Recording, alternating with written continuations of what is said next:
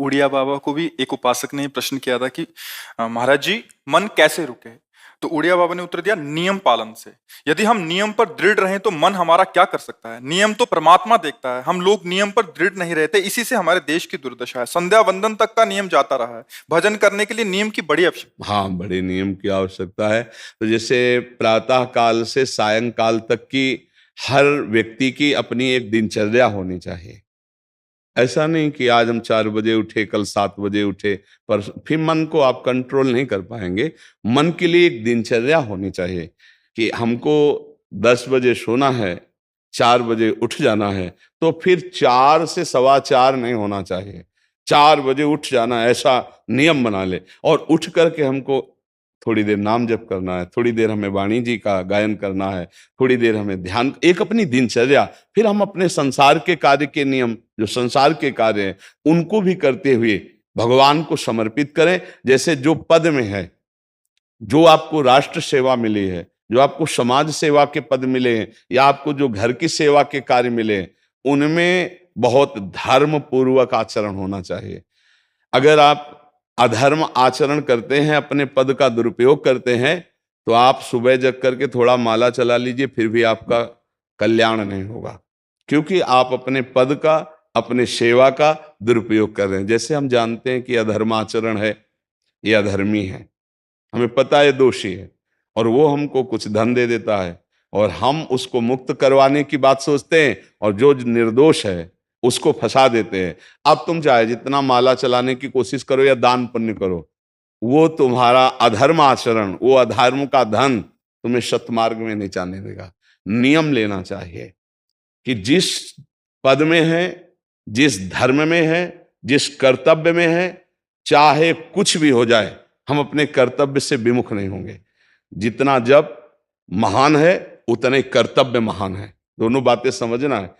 जब माला फेरा और इसके बाद बेईमानी, अधर्माचरण, इनका कोई नियम नहीं है कि हमें कैसे चलना है, तो वो माला काम नहीं कर पाएगा। क्योंकि उसका तभी सत्य भाव माना जाएगा माला जपला, जब धर्माचरण है। धर्माचरण नियम से। बोले वो बड़े कट्टर नियम वाले हैं, उनको घूस नहीं, आप उनको भयभीत करके नहीं काम करवा सकते, प्रलोभन में काम नहीं करा सकते। ये हमारी गृहस्थी है ना, तो गृहस्थी के पालन के लिए धन चाहिए, और धन के लिए हम धर्म को आगे रखें, धन को नहीं। धर्म को, हमारा कर्तव्य क्या, प्रायः जैसे पूज्य बाबा ने कहा, आज हमारे देश में बहुत दुर्दशा हो रही है। दुर्दशा हो रही, क्यों? क्योंकि सब अपनी जगह से गलत हो रहे हैं। अगर अपनी जगह हम ठीक रहे तो हमारी दुर्दशा नहीं होगी। हमारा भजन कम होगा, लेकिन हम धर्म से चल रहे हैं तो हम विजयी होंगे। हम भगवान को प्रसन्न कर सकते हैं, क्योंकि हमें जो कार्य मिला है वो भगवान का ही कार्य, सृष्टि भगवान का कार्य। जैसे नए बच्चे कुछ वकालत पढ़ रहे थे, तो यहाँ के प्रश्न किया था कि हम जानते हैं कि वो दोषी नहीं है, हम जानते हैं कि वो दोषी है, पर दोषी हमें पैसा दे रहा है, तो हम वकालत पढ़ी इसीलिए, हम उसको जिताएंगे, तो क्या कोई पाप है? तो उनका खुला पाप है। बोले नहीं, हमारी कोई ऐसा कंपनी दो, ऐसा कुछ बोले कि हमारी कंपनी को ये सिखाया जाता है, तो हमको तो ये करना ही होगा, अगर नहीं करेंगे तो हमारी वकालत का मतलब क्या रहा? तो नहीं, वकालत का मतलब अधर्मी को मुक्त करवाना नहीं है। वकालत का मतलब अधर्मी के सबूत एकत्रित करके उसको दंड दिलवाना है, और धर्मात्मा को मुक्त करवाना है। अब इसके लिए आपके पास अर्थव्यवस्था अगर कमजोर भी है, तो धर्म व्यवस्था आपकी पूरी है। धर्म व्यवस्था ठीक है तो परिवार स्वस्थ रहेगा, सुखी रहेगा, भगवान आप पर प्रसन्न रहेंगे। अच्छा, फिर हमने तर्क रखा कि जैसे आपकी बहन के साथ कोई गलत व्यवहार करे, आपको पता है, और वो आपको 10 लाख रुपया घूस दे, तो क्या आप उसका पक्ष लेंगे? नहीं। तो फिर दूसरी बहन के साथ किया है। अब यहां विचार करना है ना, अपने भाई का अगर कत्ल किए हो, मुझे पता हो कि ये दोषी है, तो क्या हम पैसे से उसको मुक्त करने देंगे? लगेगा कि जान की बाजी लगा देंगे, और तुम्हें हम, ऐसे ही एक गरीब आदमी की किसी ने हत्या की है, तो आपका पक्ष बनता है। पर यह ज्ञान कहां मिलेगा? बिना अध्यात्म के ज्ञान तो मिलेगा नहीं। ज्ञान तो इस बात का मिला कि कैसे पैसा कमाया जाए। अच्छा, वो पैसा यदि अधर्म से आया है तो आपकी दुर्दशा कर देगा, आपकी बुद्धि भ्रष्ट कर देगा। तो जो बाबा कह रहे हैं कि आज हमारे समाज की बड़ी दुर्दशा हो रही, उसका कारण यही है कि हमें अध्यात्म का ज्ञान नहीं, हमें धर्म का ज्ञान नहीं, और बड़ी बड़ी गलतियां हो जाती है। बिल्कुल पता है आदमी निर्दोष है और हम धन के प्रभाव से उसको दंड दे देते हैं। वो दंडा भगवान जब आपको पलट कर देंगे तो आप सह नहीं पाओगे, उसका परिणाम बहुत बुरा होता है। तो इसलिए समाज को चाहिए अपने अपने कर्तव्य का पालन करते हुए एक नियमावली बना ले। जैसे कुछ दुकानों का नियम होता है कि वहां फिक्स रेट होता है, नहीं होता? वहां ये नहीं चलेगा कि कसम से कहते हैं कि तुम्हें हम अपना जान करके कि 100 रुपया मीटर ये मिला है, हम बिल्कुल मुनाफा नहीं ले रहे। नहीं, झूठ क्यों बोल रहे हो? दुकान खोले हो मुनाफा के लिए, झूठ क्यों बोल रहे हो? नहीं लेंगे मुनाफा, हम जितने का लाए हैं उससे मुनाफा लेंगे, पर 120 रुपया मीटर देंगे, कपड़ा बढ़िया है, नाप फिट है, इससे नीचे नहीं उतरेंगे, हमें सफाई देने की जरूरत नहीं है कि हम कसम खाते हैं या ऐसा। हम जानते हो ये बिजली है, दुकान है, नौकर लगे हैं, तो इसका मुनाफा लेने के लिए दुकान खोलें, कोई दान करने के लिए तो नहीं। तो सबको पता है मुनाफा लेगा, लेकिन एक फिक्स दाम, उससे 10-20 रुपया का मुनाफा लेकर के हम उसको बेच रहे हैं। लेकिन झूठ क्यों बोले? बोले झूठ के बिना धंधा नहीं चलता। नहीं, ऐसा नहीं है। अब असत्य बोलोगे तो उससे जो आपको मुनाफा मिलेगा वो आपकी बुद्धि भ्रष्ट करेगा, और सत्य है कि मुनाफा के लिए है वही चीज, और आप एक फिक्स रेट में दे रहे, बढ़िया है। अब अगर आप कोई मिलावट करके भोजन सामग्री दे रहे हैं, आपको पता है, तो जो खाने वाले के हृदय में बैठे हुए भगवान हैं वो तुम्हारे जीवन में मिलावट कर देंगे, तुम्हारा जीवन महान दुखमय हो जाएगा। ये कहां समझा जाता है? एक आदमी सिंथेटिक दूध बना रहा है, उससे कहो ये अपने बच्चे को पिला, नहीं पिलाएगा। फिर ये दूसरे का बच्चा जब पिएगा तो उसकी हालत क्या होगी? दूसरे शरीर में जाएगा तो हालत क्या होगी? वो केवल धन की बुद्धि रख रहा है। एक आदमी घी में केमिकल मिला रहा है, एक ऐसे अभक्ष्य पदार्थ मिला है, वो स्वयं नहीं खाएगा, लेकिन वो होटलों में भेजा जाएगा, हजारों लाखों लोग खाएंगे, बीमारी बढ़ेगी, उसको रुपया से मतलब है। ये चीज, ये दुर्दशा हर जगह धर्म का ज्ञान न होने के कारण फैल रही, नहीं फैल रही।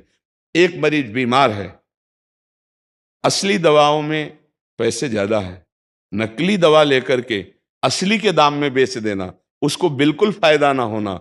लेकिन परमात्मा देख रहा है, तुम जानते हो नकली दवा है, वो तो नहीं जानता बेचारा, ज्यादा पढ़े लिखे नहीं, किसान आदमी गांव का आया है, तुमने दे दिया और उसने पैसा दिया असली के।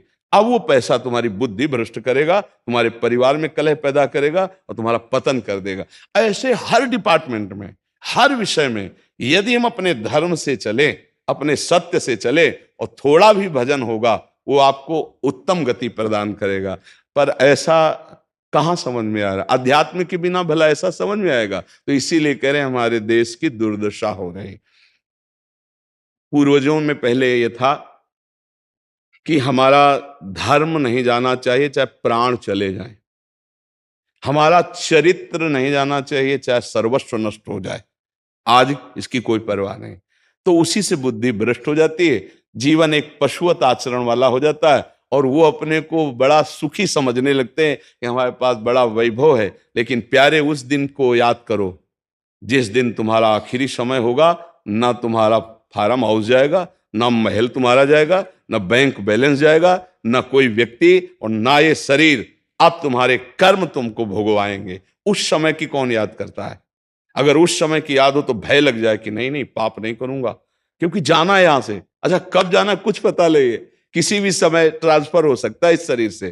तो हमें लगता है कि महापुरुषों के जो वचन हैं कि हमें एक नियम से जीवन जीना चाहिए, धर्म पूर्वक जीवन जीना चाहिए, अपने कर्तव्य का पालन करना चाहिए। जो हमारे लिए कर्तव्य, आज प्रायः धन प्रधान बुद्धि होने के कारण कर्तव्य स्वाहा हो रहा है। एक विद्यालय में विद्यार्थी के लिए जो गुरु पद में बैठा है, उसका क्या कर्तव्य है? वो अपने कर्तव्य को भूला हुआ है। भला छोटे छोटे विद्यार्थियों को, जिनकी नींव पूरे राष्ट्र सेवा में, समाज सेवा में ये बन सकते हैं, अगर उनको हम सही शिक्षा नहीं दी तो उनका पूरा जीवन बर्बाद हो जाएगा। अगर उनको हम गलत सपोर्ट कर दिए तो उनका पूरा जीवन बर्बाद, क्योंकि नया जीवन है। और जगह जगह अपने अपने कर्तव्यों का यदि पालन किया जाए तो पूरा समाज सुखी हो जाए। लेकिन कर्तव्यहीनता आ रही, कोई अपने कर्तव्य को नहीं समझ रहा है। तो यही बात महापुरुष जनों को दुख लगता है कि अगर सब अपने कर्तव्य का पालन करें, धर्म का पालन करें, भगवान का नाम जप करें तो सब सुखी हो जाए। सुख सब चाहते हैं और आचरण दुख वाले करते, इसीलिए सुख नहीं मिल रहा है, परिणाम में हमें दुख मिल रहा है। सच्ची मानना, वो रुपया पूरे परिवार में अशांति पैदा कर देगा। और धर्म पूर्वक 100 रुपया लाओगे और 4-5 परिवार के बैठ के नमक रोटी खाओगे, आनंद से सोओगे, बड़ा प्यार रहेगा, भगवान की कृपा रहेगी। पर ये बात समझ में नहीं आती है। तो ये वृत्ति अगर छोड़ी ना जाएगी तो कुछ भी कर लो, कहीं भी दान पुण्य कर लो, लाभ नहीं मिलेगा। अगर दान देने की बात कही गई है तो धर्म पूर्वक कमाए हुए धन से। अगर आप मेहनत से कमाए हो ना, 10 रुपया दे दोगे ना, तो 10 रुपये का वो आटा लाके अगर 2 रोटी खाएगा तो खूब वजन होगा। और आप 1 लाख रुपया बेईमानी का रख दोगे ना, तो बैठे बैठे वो गंदा ही सोचेगा, भजन नहीं होगा। उसका गंदा सोचना और आपका गंदा करना दोनों मिल करके, उसके कारण भी तो आप बने ना, तो आपका ही पतन हो जाएगा। उसको तो भगवान बचा लेंगे क्योंकि भगवान की शरण में है। तो मुझे लगता है अधर्म के धन से कभी किसी को लाभ नहीं मिलता। तो अपने कर्तव्य का पालन करते हुए यदि नाम जप किया जाए तो बहुत जल्दी हमको लाभ प्राप्त हो जाए।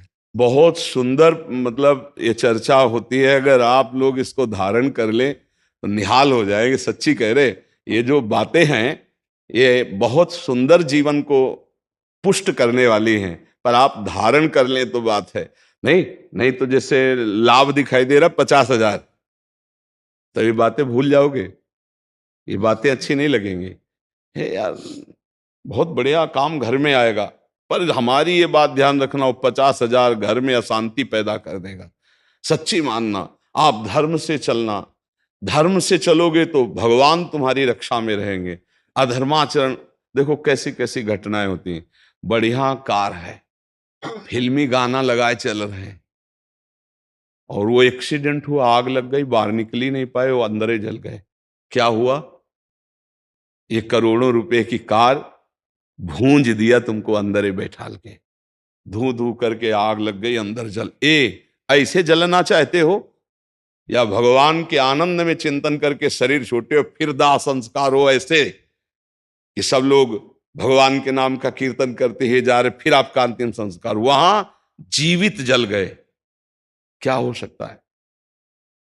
एक एक पल तुम्हारे कर्म का हिसाब होगा, एक एक सेकंड का। ऐसे कर्म करो कि हमारा अच्छा हिसाब हो, बुरा हिसाब। ये मत समझो कोई देख नहीं रहा, वो देख रहा है जिसको हिसाब कर रहा है, वो देख रहा है। उसके लिए कोई वकील या किसी सबूत की जरूरत नहीं होती, वो सर्वांतर्यामी आपके अंदर बैठे ही देख रहा है। तो सदैव जैसे ये सत्संग सुन रहे हैं, तो अगर हाथ जोड़ के प्रार्थना है, थोड़ी भी बात मान लोगे तो आप सच्चे सुख के मार्ग में चलने लगोगे। नहीं तो भाई बहुत गंदी हवा चल रही है, माया की बहुत गंदगी ऐसी फैल रही, कलिकाल है ना, कि ये बातें किसी को पसंद नहीं आती। वो बात बताओ कि हम कितना रुपया कमा ले, कैसे कितने भोग भोग ले, और वो अध्यात्म में नहीं है। आपको सच धोखे में मत रहना, अध्यात्म में है। जितना आप धर्म से चलोगे उतना सुखी होगे, और लोक में है जितना धन मिल जाएगा उतना सुखी माना जाएगा। लेकिन वो सुख नहीं है, वो चंद मिनट के लिए हाइलोजन की तरह जलेगा, फ्यूज हो जाएगा। और धर्मात्मा दीपक की तरह जलेगा, पर बहुत काल तक चलता रहेगा। इन बातों का चिंतन कीजिए, खूब नाम जप कीजिए, और भगवान के भरोसे रहिए, गंदे आचरण मत कीजिए।